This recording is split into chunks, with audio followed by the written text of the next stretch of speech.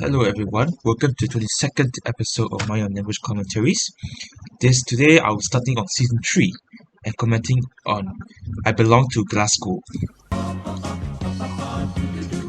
Notice Daniel is not making space for Ingrid, which means Ingrid is not going to be in this season. And Zoltan is not there either. So this intro is pretty much almost the same as season 1. What are you going to call this parrot then? Polly, that's original.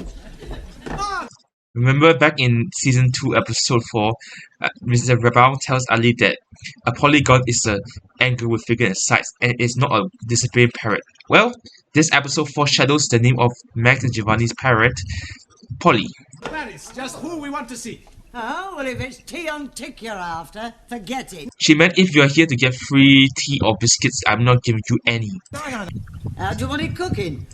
Why do you want to cook a bird?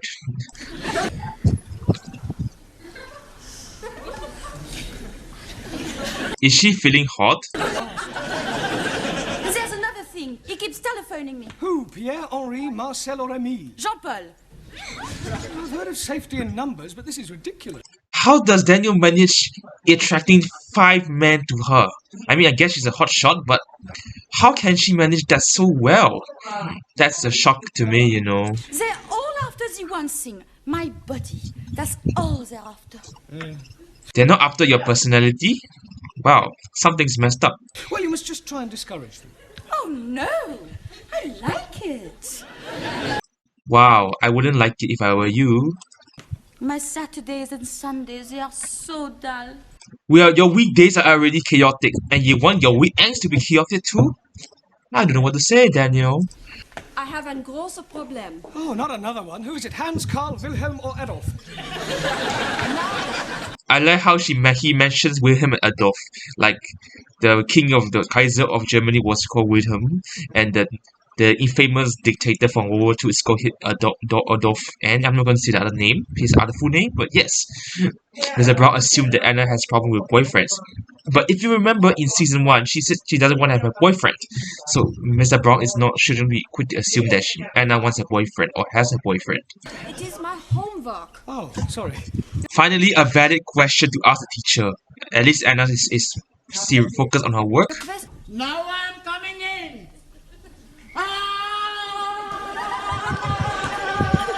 Reggie could have seriously injured someone, but that has got to be one of the best reintroduction of Ali and Ranjit. Now, what is all this about? That barbarian You know what this is all about? Ali and Ranjit insulting each other 24/7. is calling me a hairy goat. To be honest, if you call yourself a hairy goat into this time, that's actually a compliment, not an insult, because goat stands for greatest of all time in today's slang. I don't want anybody calling anybody anything. Whatever your differences are, kindly leave them outside the classroom. Now sit down, the pair of you. And they're not going to listen because they still hate each other, right? I am the knit cardigan. I wonder what Anna and Daniel are talking about. I have lost my little lead book. Oh, good. Bad Oh, good. You don't like what Sully is preaching to the class. luck. Hey, I fixed something for you. You give me a $5, we go get you a bird. Wait, you paid £5 for a parrot? You should have been here 5 minutes ago. Why? What happened?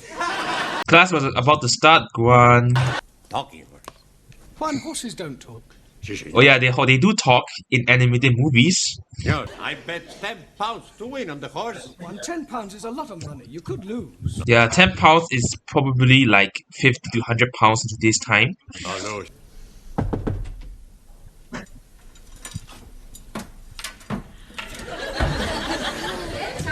Is she secretly drinking in her office and not letting everyone else know about it? 2 absentees tonight, Ingrid and Zoltan.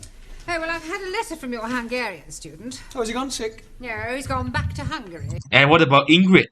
Well, we'll hear her name mentioned again later in this season, and we'll see her again in season 4 with a different look. But yes, Oh, still I wonder why Zoltan returned to Hungary. Is it because he didn't learn much English and felt it's better to go home? Or other reasons we are not sure of? Rules are rules. this is an educational establishment. You can't expect us to bend the rules just because you plonked £2 grand on the table. Can he, Miss Courtney?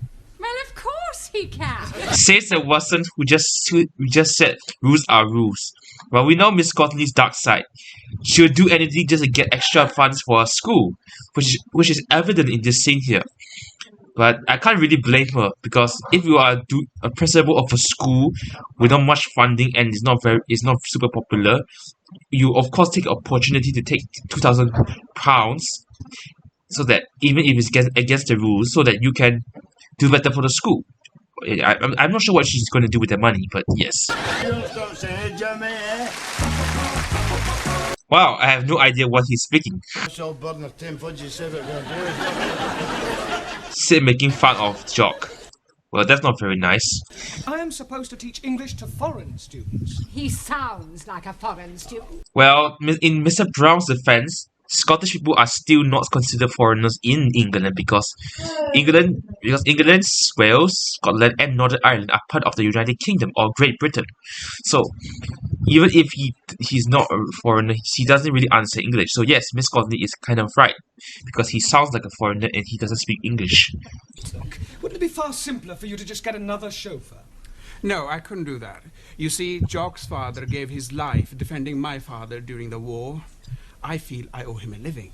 Wow, that's nice of you, the Sheikh. Oh, well, in that case, why don't you make him very happy and give him a job in your harem or something? Don't be stupid, Mr. Brown. I don't know what he meant, but that sounds ridiculous. Okay, that was rude. Only the other day I was reading in the paper about an Arab who was so pleased with the service at his hotel that he presented the manager with a Rolls Royce. Yeah, well, we are not running a hotel, Miss Courtney. Money isn't the be-all and end. The Rolls To be fair, the Arab chef also gives some stuff to the staff because it's not just the manager who was doing a good job. The staff under him or her are doing a good job as well. So I don't understand why did the Arab give something to those staff as well. Maybe he gave them £500 each or £1,000 each. I don't know.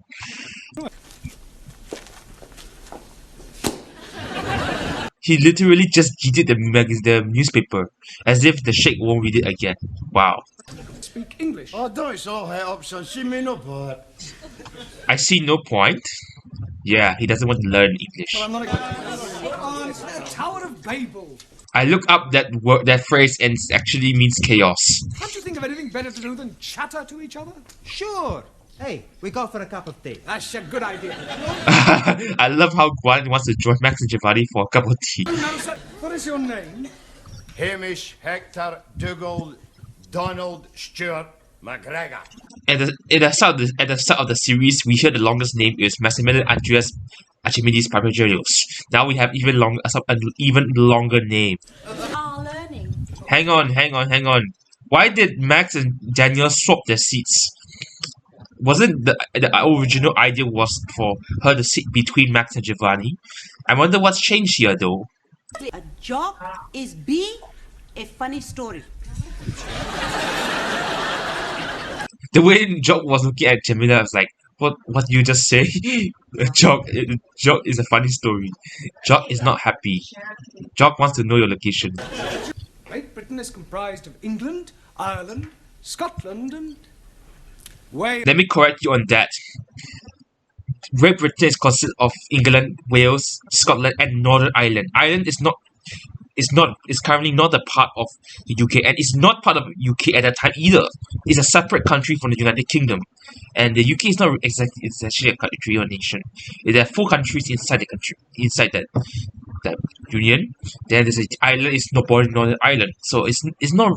It's technically wrong for him to say Ireland is part of the UK because Ireland is a separate country, not part of the UK. Sorry, wrong number. Once new catchphrase. Sorry, wrong number. The whole thing. If I'd like to show them up. Couldn't Jock just have said it slower so that he can pronounce the words better? Yeah, I think it's on Jock already for not pronouncing the words correctly. No smoking. Still, Max and Giovanni smoked in the class, so you didn't even tell them to stop that either. Explosion of capitalism. Ah, rubbish. Rubbish. Western world corrupt and evil. Ah, we haven't paddle in your paddy field. I report you to lace the legends. Ah, shut your gob. That's so mean of you, Jock. Very mean, man. Not polite to insult lady. Please, Apologize. Get naughty. Put up your fist. Aye, yeah. Okay, Harry Carey, if it's a fight you want, you'll get one. You ready? Sit down. Honor must be satisfied. Yeah, well, you can satisfy it after class. Sit down, Taro. I love how it's wholesome for Taro to stand up for Sudi. Remember that in the past 2 seasons they were actually fighting and arguing. Now Taro says that his honor must be satisfied because he and Sudi make that truce. So meaning they won't make any ideological arguments anymore. And now he's defending her defending her from Jock, and he stood up for her. Pretty wholesome if you ask me. And that's all thanks to Mr. Brown. Why didn't Anna hit Jock with her arm or something? She should have hit him because but I think she prefers to sit back and let Mr. Brown handle Jock. What I believe by Juan Cervantes, para servirle. So far, so good, eh? Yes, come on, get on with it. It's all right. Guan does the same kind of thing in the next season, but the reaction from Mr. Brown is very different, which I will not review yet. I believe in one God, and I believe in Jesus Christ, Spiritu Santo Domingo. Notice how how Guan, Giovanni, and Daniel crosses versus how Max crosses. Because if I remember correctly, the way of crossing versus the Catholic way of crossing, Orthodox way of crossing is the other way around. Why it's in the other direction? Why the Catholics cross their way?